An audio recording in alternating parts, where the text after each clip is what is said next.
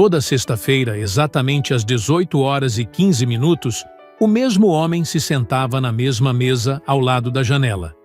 Ele sempre pedia 2 refeições completas, mas apenas tocava em uma delas, deixando a outra intocada. Os funcionários do restaurante pararam de fazer perguntas há muitos meses, e os clientes regulares já haviam parado de olhar com curiosidade para aquela cena repetitiva. Para o ocasional recém-chegado, que notava o prato solitário e se inclinava para o companheiro de jantar com uma sobrancelha levantada, a garçonete Paula simplesmente balançava a cabeça negativamente. Ela murmurava apenas 3 palavras curtas e diretas para evitar maiores explicações: deixem-no em paz. Para a maioria das pessoas que passavam pelo Horizonte Restaurante, em uma noite de sexta-feira, ele era apenas um homem que não conseguia seguir em frente com sua vida. Ele era como uma sombra vestindo uma camisa de flanela, imerso em um ritual que ninguém compreendia totalmente. Isso continuou assim até uma noite gelada no início de novembro, quando as folhas secas dançavam nas calçadas de Curitiba. Uma mulher vestindo um conjunto de lã grafite entrou vinda do frio cortante da rua, sem sussurrar para ninguém ou fazer suposições precipitadas. Ela caminhou direto para a mesa dele, olhou para a cadeira vazia à sua frente e para o prato intocado de carne de panela fumegante.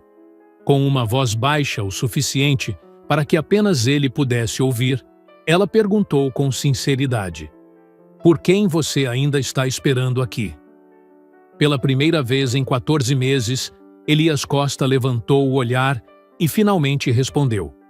O Horizonte Restaurante ficava na esquina da Rua Castro com a Quinta Avenida, espremido entre uma lavanderia que estava para fechar há 3 anos e uma ferraria.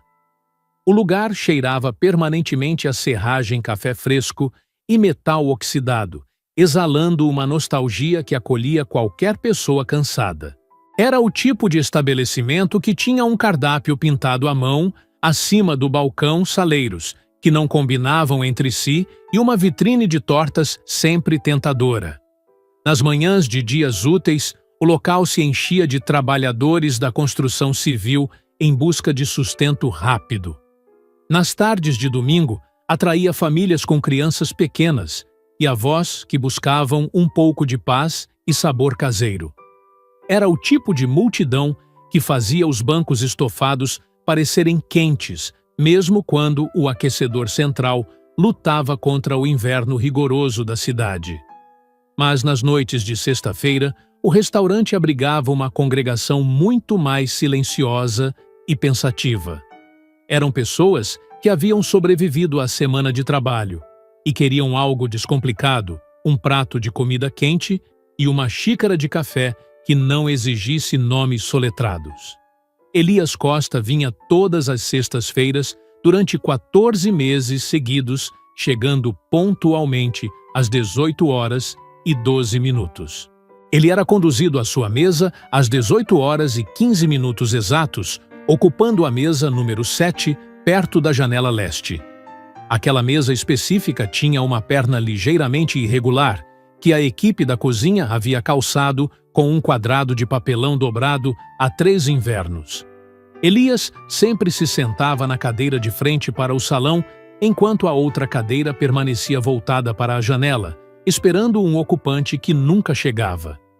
Ele pedia as mesmas 2 coisas todas as semanas, sem variar um único ingrediente do pedido original. Para si mesmo, ele escolhia o ensopado de carne com uma porção de pão de fermentação natural e um café preto bem forte. Para a outra cadeira, o pedido era sempre frango assado com legumes da estação e um copo de água com gelo e limão. Ele nunca tocava na segunda refeição, mantendo os talheres perfeitamente alinhados e o guardanapo dobrado como se fosse uma relíquia sagrada. Quando a conta chegava, ele pagava por ambas as refeições sem questionar os valores ou pedir descontos. Ele dava gorjetas generosas, sempre em dinheiro vivo, totalizando exatamente 22% do valor total consumido. Paula, que trabalhava como garçonete no Horizonte, Há 11 anos parou de tentar convencê-lo a não pedir o segundo prato logo na terceira semana. Na quinta semana, ela simplesmente trazia a comida com o mesmo cuidado e respeito dedicados ao primeiro prato. Tudo era arranjado adequadamente com o guardanapo dobrado e os utensílios alinhados com precisão quase militar sobre a toalha de mesa. Ela não sabia o porquê daquele comportamento, mas entendia que o motivo não pertencia a ela. Outros clientes eram muito menos pacientes com o mistério que envolvia a mesa 7 e o homem solitário de camisa de flanela. Um homem chamado Geraldo, que se sentava no balcão toda sexta-feira para comer um sanduíche de carne, costumava resmungar alto sobre a situação. Ele dizia que algumas pessoas simplesmente não sabiam como desapegar do passado e seguir com a vida de forma prática. Sua esposa, que era muito mais perceptiva e gentil, pressionava a mão sobre a dele e pedia silêncio com o olhar. Certa vez, um casal jovem sentado em um banco nos fundos fotografou Elias secretamente com seus celulares modernos. Eles focaram a imagem no prato intocado no centro do enquadramento e sussurraram sobre aquilo durante toda a refeição. Saíram do restaurante sem olhar para ele novamente, tratando a dor alheia como uma curiosidade passageira de rede social.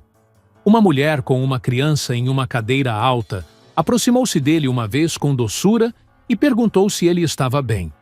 Elias sorriu um sorriso real e genuíno, não do tipo desdenhoso que afasta as pessoas, e respondeu que estava tudo bem. Ela assentiu e voltou para sua mesa, e mais tarde Paula a viu limpando o canto de um olho com a manga. Elias Costa tinha 41 anos e cabelos castanhos claros, que começaram a ficar prateados nas têmporas no último ano. Ele tinha ombros largos e mãos fortes que vinham de anos de trabalho braçal pesado na área da construção civil. Ele administrava uma empresa de reformas residenciais chamada Costa e Filhos, que havia construído junto com seu pai antes da aposentadoria. Seu pai agora vivia em uma pequena chácara no interior, deixando Elias no comando de 2 equipes de tempo integral.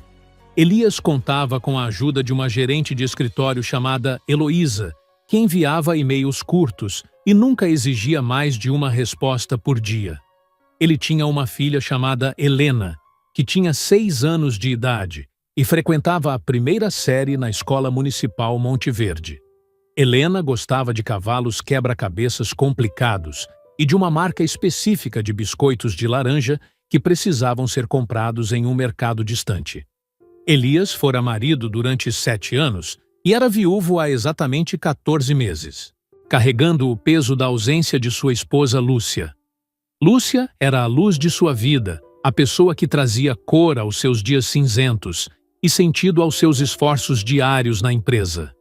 Ele ainda conseguia ouvir a risada dela, ecoando pelos corredores da casa vazia, durante as noites de insônia e silêncio profundo. A perda fora súbita, deixando um buraco no formato dela, em todos os cômodos e em todos os planos que haviam traçado juntos.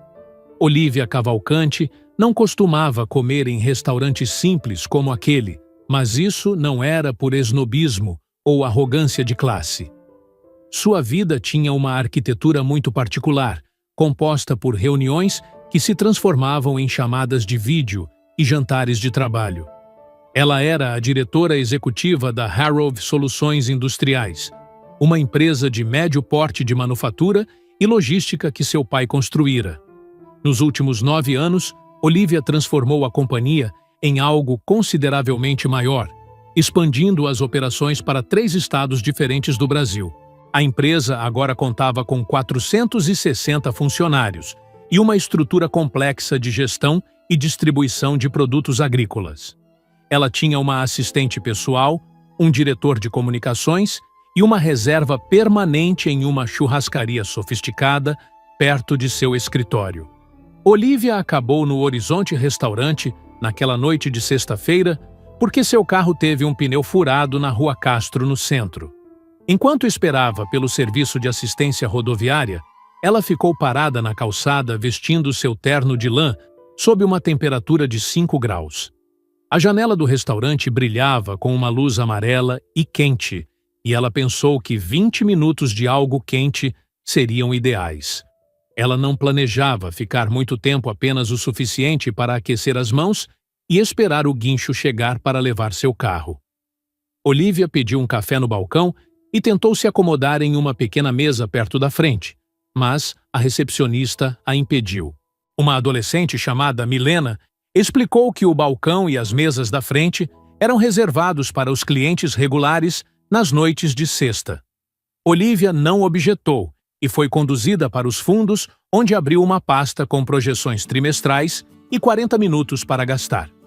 Foi somente depois de se sentar e abrir seus documentos que ela notou o homem na mesa número 7, com o prato intocado. A princípio, ela presumiu que a outra pessoa estivesse no banheiro, ou apenas atrasada para o encontro marcado entre os dois. Ela olhou para cima 3 minutos depois e a cadeira continuava vazia, sem qualquer sinal de que alguém fosse ocupá-la. O prato de comida não havia sido tocado, e o copo de água com gelo permanecia exatamente na mesma posição de antes.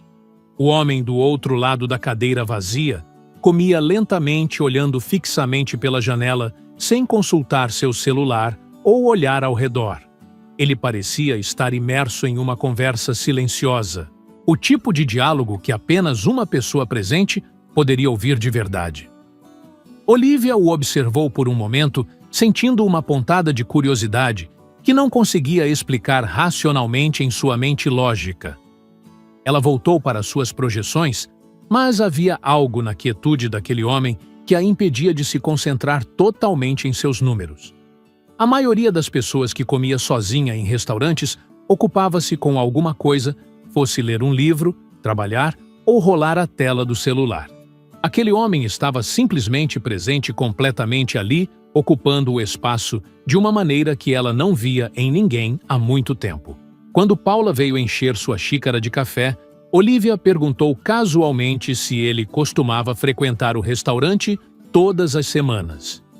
Paula olhou para o homem na mesa 7 com uma expressão suavizada e explicou que ele vinha toda sexta há 14 meses.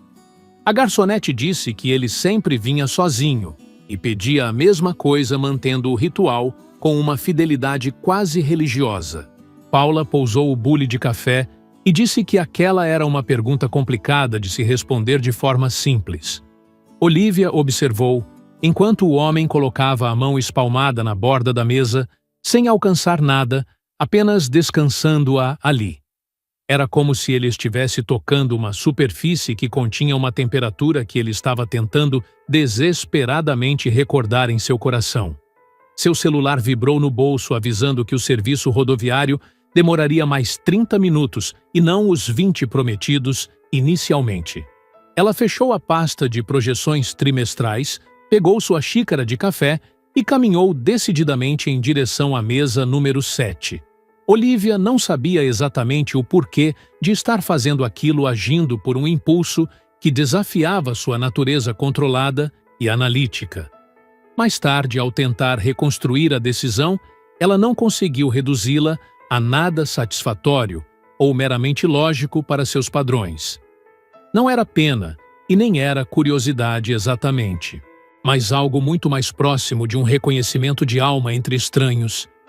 Era a maneira como às vezes você vê uma postura em um estranho e entende sem palavras que eles carregam algo familiar. Ela parou na borda da mesa dele e ele não levantou o olhar imediatamente, mantendo seu foco na janela escura. Olivia olhou para o prato intocado, para o copo com a fatia de limão e para o guardanapo que permanecia dobrado. Ela pediu desculpas por interromper e então fez a pergunta que mudaria o curso daquela noite para ambos. "Quem é a pessoa por quem você ainda está esperando ela?" perguntou com uma voz que misturava suavidade e coragem. Ele levantou o olhar e Olivia viu olhos azul acinzentados que não estavam assustados, mas eram extremamente cuidadosos e profundos. Elias a estudou por um longo momento, avaliando a mulher à sua frente antes de reagir ao seu questionamento direto e inesperado. Ele olhou para ela com o olhar de alguém que aprendeu a analisar uma situação antes de entregar qualquer parte de si.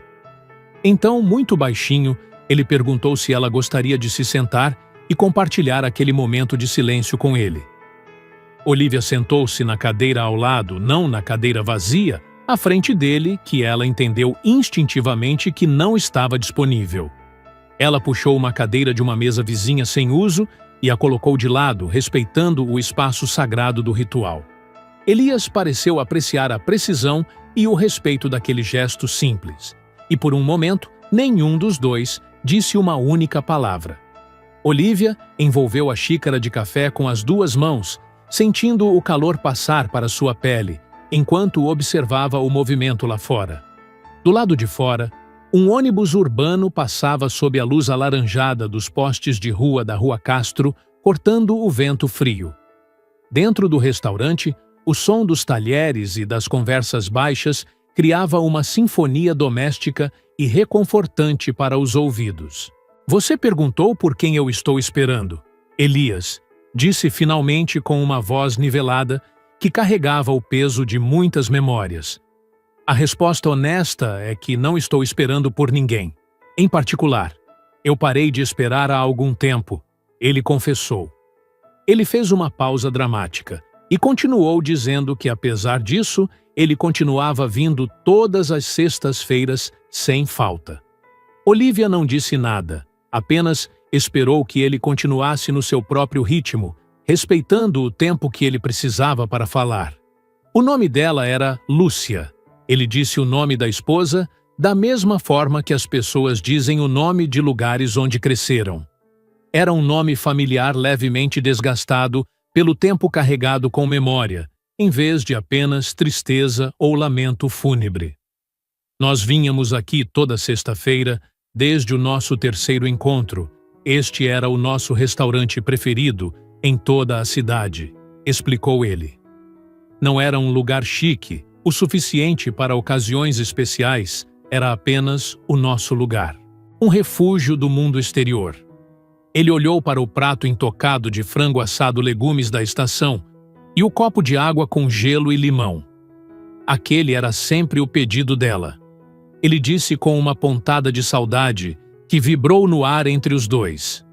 Olivia seguiu o olhar dele e percebeu que o frango havia esfriado ligeiramente e o limão começava a atingir a água. Eu fiz uma promessa para ela na última sexta-feira que ela pôde vir ao restaurante antes de ficar muito doente, continuou Elias. Nós dois sabíamos que aquela seria a última vez que sentaríamos juntos naquela mesa número 7, perto da janela. Ela me fez prometer que eu não pararia de vir, que eu não transformaria este lugar em um local que eu evitaria para sempre. Ele olhou novamente para a janela e disse que ela não queria que ele perdesse o restaurante, também além de perdê-la. O restaurante murmurava ao redor deles, enquanto ele explicava que continuava vindo e pedindo a refeição dela por causa dessa promessa. Talvez seja estranho para quem olha de fora, ele comentou com uma pausa que não demonstrava qualquer autoconsciência de sua parte. Não, Olivia disse com uma firmeza que saiu mais forte do que ela pretendia inicialmente, atraindo o olhar surpreso de Elias. Eu não acho que seja estranho. Acho que é a coisa mais honesta que vi alguém fazer em muito tempo, completou ela. Elias a estudou por um momento e ela notou que ele tinha a qualidade de quem ouve o que as pessoas realmente dizem. Ele não se baseava em suposições, mas na verdade nua e crua das palavras que eram proferidas com sinceridade. Olivia se apresentou e Elias retribuiu, dizendo seu nome com uma simplicidade que combinava com seu jeito reservado e honesto de ser. Do lado de fora, o vento de novembro empurrava as folhas secas pela calçada, criando um som de sussurro contra o vidro da janela. Dentro do restaurante, Paula reabasteceu o café dele sem que ele pedisse, deixou uma segunda xícara para Olivia e retirou-se em silêncio. Você não vai me perguntar se eu estou bem, ele disse, e Olivia percebeu que não era exatamente uma pergunta, mas uma constatação. Você está bem? Ela devolveu a pergunta, e um canto da boca dele se moveu em algo que não era um sorriso, mas o começo de um.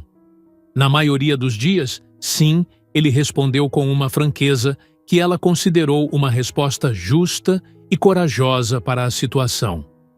Eles ficaram sentados por mais alguns minutos e Olivia percebeu que nenhum dos dois sentia a necessidade de preencher o silêncio.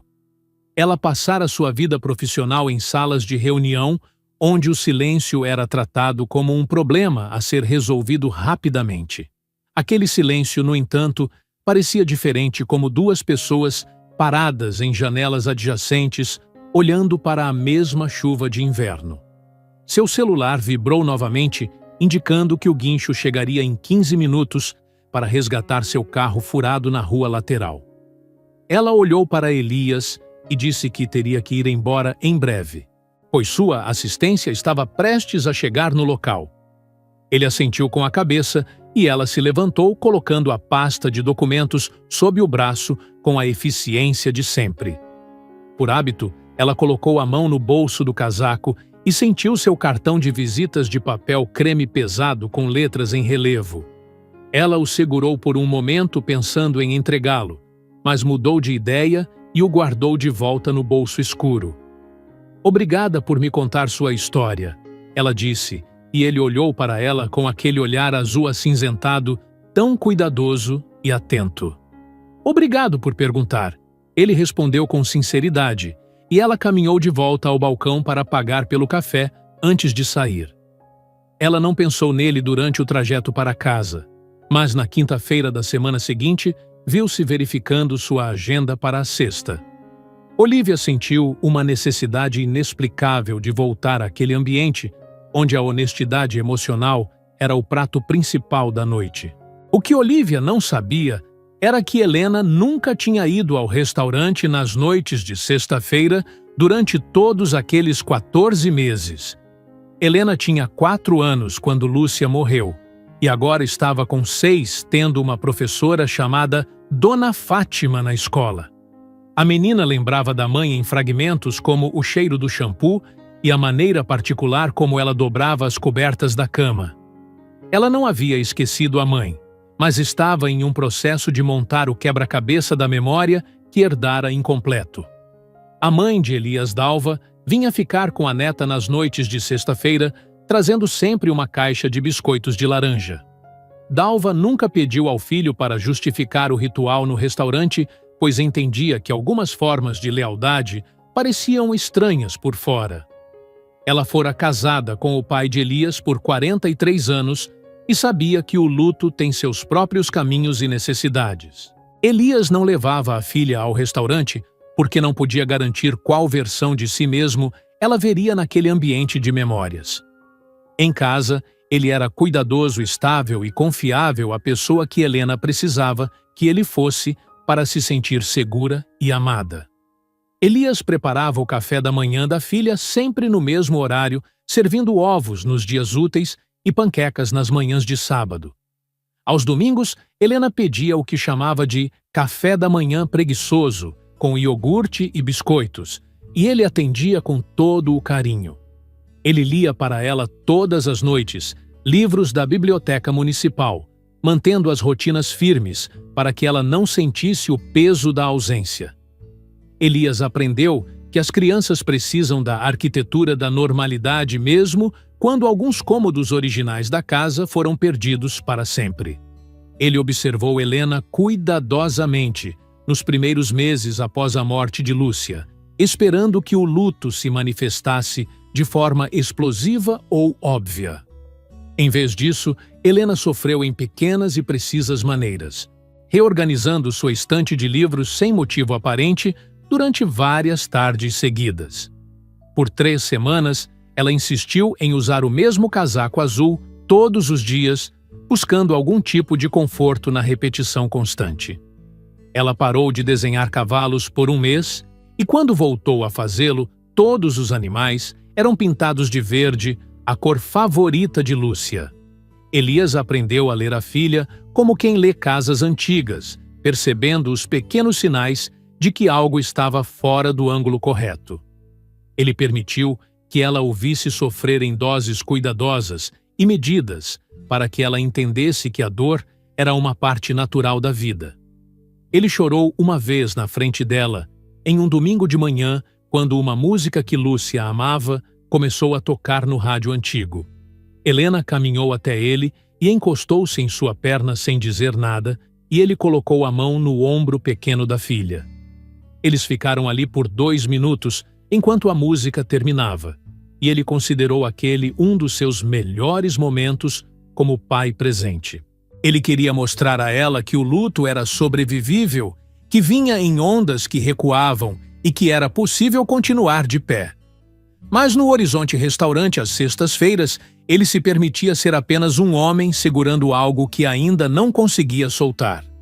Ele não tinha certeza se aquilo era saudável, mas seu terapeuta, o Dr. Augusto, nunca o desencorajou de manter o ritual semanal. O Dr. Augusto disse uma vez que alguns rituais são formas de manutenção da alma, e não apenas uma maneira de evitar a realidade. A questão era se ele mantinha o ritual para permanecer presente em sua dor, ou se o ritual o impedia de avançar.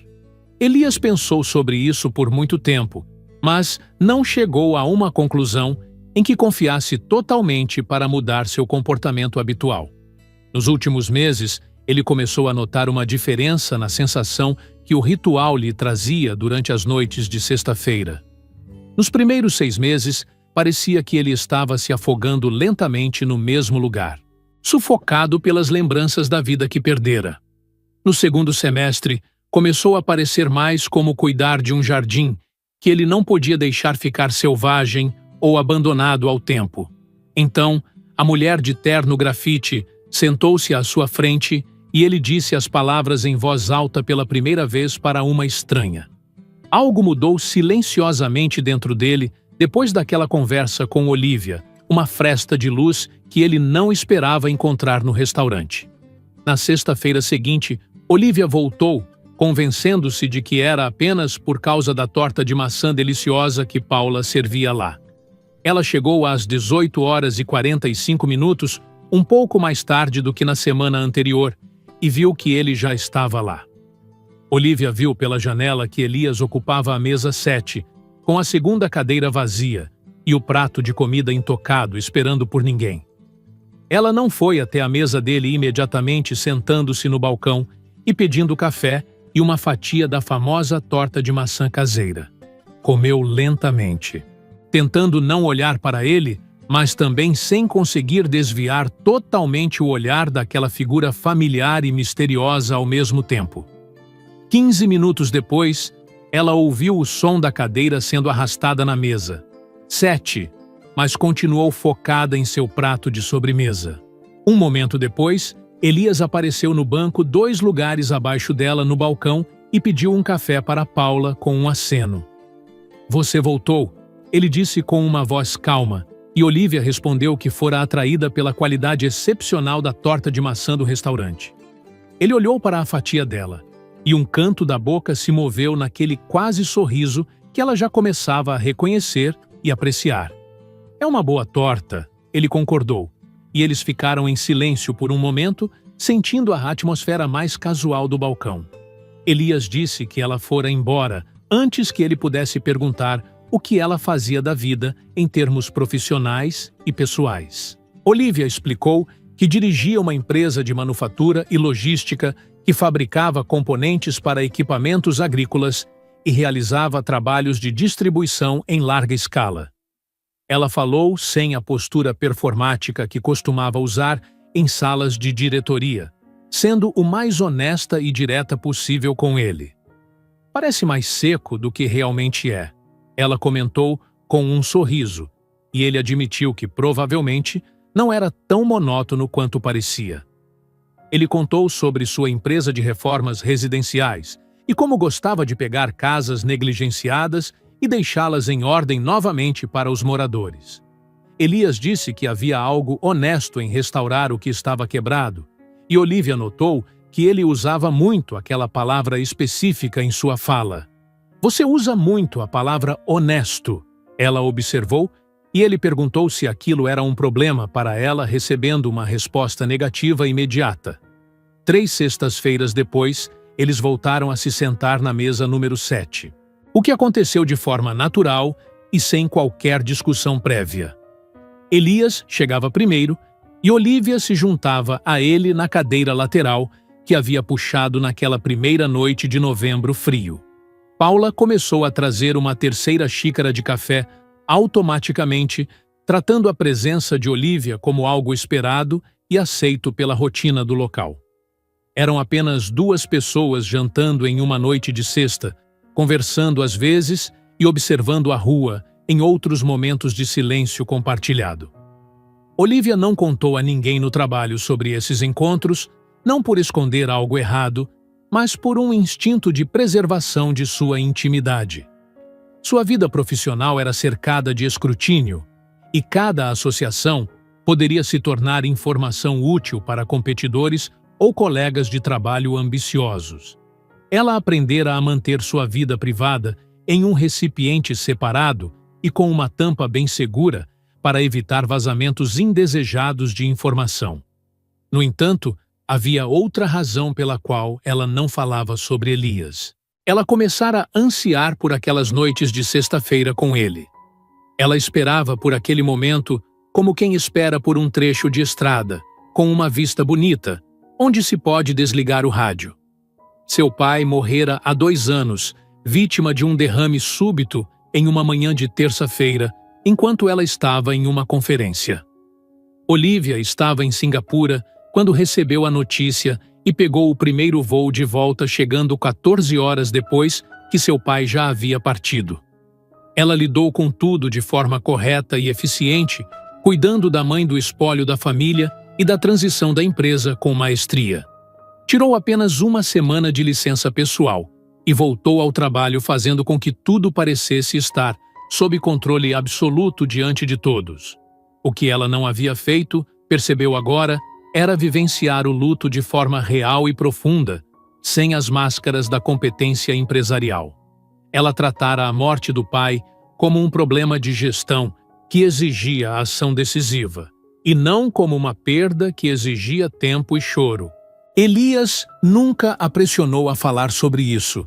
Ele apenas estava lá, sendo alguém que carregava sua própria perda de forma aberta e honesta. O fato de ele carregar seu peso, sem fingir que não era pesado, ajudou Olivia a soltar algo que ela nem sabia que estava preso. Ela mencionou o pai pela primeira vez na 4ª sexta-feira, que passaram juntos contando brevemente sobre como ele construiu a empresa do zero. Ela confessou que nunca se permitiu sentir a falta dele de verdade. E Elias perguntou se ela vinha ao restaurante apenas pela torta de maçã. Olivia ficou surpresa com a pergunta direta, mas entendeu a precisão do que ele queria dizer com aquele questionamento sobre suas motivações.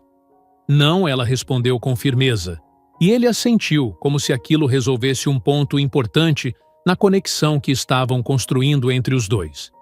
Ela dirigiu para casa naquela noite, pensando na precisão dele em cortar as camadas de superficialidade e chegar ao cerne da questão emocional.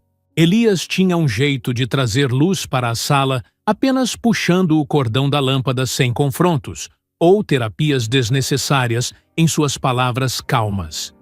Olivia percebeu que precisava de um lugar onde carregar algo pesado não fosse visto como uma deficiência de caráter ou de liderança profissional. O primeiro problema surgiu em uma quarta-feira, quando sua diretora de comunicações, Heloísa Costa, enviou uma foto que estava circulando na internet. Alguém havia postado uma foto de Olivia no Horizonte Restaurante, sentada ao lado de um homem misterioso na mesa, perto da janela leste. A legenda dizia que a poderosa diretora executiva da Harrove estava tendo jantares semanais em um restaurante simples, no centro da cidade de Curitiba. Olivia olhou para a mensagem por muito tempo antes de instruir Heloísa a não fazer nada a respeito, tentando ignorar o ruído externo. Ela passou a semana pensando no jantar sob a perspectiva de quem via de fora, questionando o que aquilo significava para sua imagem pública. Perguntou-se se Elias sabia quem ela era de verdade no mundo dos negócios e se ele havia pesquisado sobre sua vida na internet. Ela sempre decidia as coisas em sua vida, mas, Estava achando difícil rotular o que estava acontecendo naquelas noites de sexta-feira tão calmas. Não se encaixava em categorias profissionais e nem nas categorias ralas de sua vida pessoal, que se resumia a poucos amigos distantes e vizinhos. Olivia percebeu que organizara sua vida de forma tão eficiente que não deixara espaço para nada não planejado ou que chegasse de lado. Na quinta-feira à noite, ela pensou em não ir ao restaurante, cogitando marcar um jantar de negócios para preencher o horário vago. Ela ficou parada em sua cozinha, comendo massa requentada, lutando contra o impulso de fugir para o que era seguro e mensurável em sua rotina. Mas então pensou na cadeira lateral, no café de Paula e na frase de Elias sobre rituais serem uma forma de honestidade consigo mesmo. Ele dissera aquilo para si mesmo na segunda sexta-feira, mas a frase ecoava na mente de Olivia como um lembrete constante de verdade. Ela decidiu não agendar nada. E na terceira semana de novembro, chegou ao Horizonte Restaurante às 18h45 de novo. No entanto, a mesa número 7 estava vazia, com as duas cadeiras voltadas para o salão, e nenhum sinal de Elias ou de seu ritual. Paula explicou que ele ligara naquela tarde, avisando que não poderia ir, devido a um problema familiar urgente que exigia sua presença em casa. Olivia sentiu um vazio estranho e perguntou se ele estava bem recebendo uma resposta vaga da garçonete sobre a saúde da família dele. Ela sentou-se no balcão e pediu o ensopado de carne, a mesma refeição que Elias costumava pedir todas as semanas para si mesmo ali. Ela se olhou no espelho distorcido atrás do balcão e percebeu que não tinha o número de telefone dele mesmo após 5 semanas de jantares. Sabia sobre a filha Helena, sobre a empresa de reformas e sobre o caminhão verde, mas não sabia como contatá-lo fora daquelas sextas-feiras. Ela dirigiu até o endereço da empresa dele, que encontrara em registros públicos, e parou em frente a uma casa na Rua Laranjeiras. Era um bairro de casas antigas e bem cuidadas, e ela viu as luzes acesas e um par de botas de borracha infantis no degrau da entrada. Havia uma abóbora de Halloween murcha perto da porta, um detalhe que mostrava a vida real acontecendo dentro daquela residência familiar e simples. Olivia estava prestes a ir embora, sentindo-se uma intrusa, quando a porta se abriu e Elias apareceu no alpendre da casa de madeira. Ele a viu e ficou imóvel por um momento antes de caminhar em direção ao carro dela, enquanto ela pedia desculpas por aparecer sem aviso. Elias explicou que Helena estava com uma febre baixa e, por isso, ele precisara ficar em casa cuidando da filha pequena naquela noite fria. Ele a convidou para entrar e Olivia encontrou uma cozinha quente e levemente desordenada, típica de casas onde uma pessoa faz o trabalho de duas. Viu o desenho de um cavalo verde na geladeira e um livro da biblioteca aberto sobre a mesa, além dos biscoitos de laranja no balcão. Helena estava no sofá, envolta em um cobertor de lã, assistindo a um documentário sobre a natureza, com o volume bem baixo para não incomodar. A menina olhou para Olivia com a avaliação franca que as crianças aplicam aos estranhos que entram em seu território sagrado de lar. Elias apresentou Olivia como uma amiga do restaurante que ficara preocupada com sua ausência naquela noite de sexta-feira tão habitual para eles. Helena perguntou se ela era a moça do restaurante e comentou que o pai dissera que agora conversava com alguém durante os jantares solitários. A menina disse que ele não costumava falar com ninguém antes, e Olivia sentou-se na poltrona, à frente do sofá, observando a interação entre os dois. Elias trouxe água e biscoitos para a filha, com a eficiência de um pai que conhece cada necessidade e preferência de sua criança. Olivia observou a proximidade física fácil entre pai e filha, os pequenos ajustes no cobertor e a forma como Helena buscava o olhar dele. Era a textura da vida diária invisível para quem vê de fora, mas enorme e cheia de significado para quem está dentro daquele círculo. Ela pensou em seu próprio apartamento impecável e em como organizara tudo para não precisar sentir falta de ninguém em seu espaço privado.